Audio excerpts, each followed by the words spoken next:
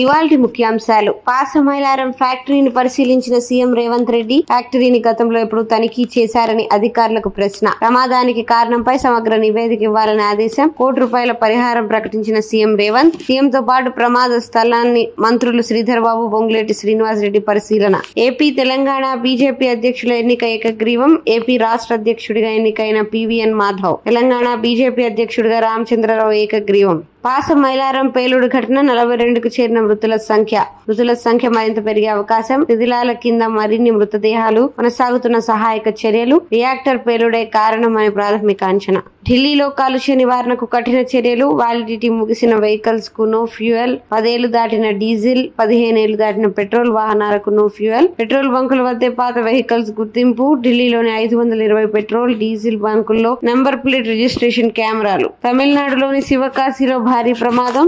బాణాసంచా తయారీ కేంద్రంలో పేలుడు. 2 మహిళలు సహా 5 మృతి.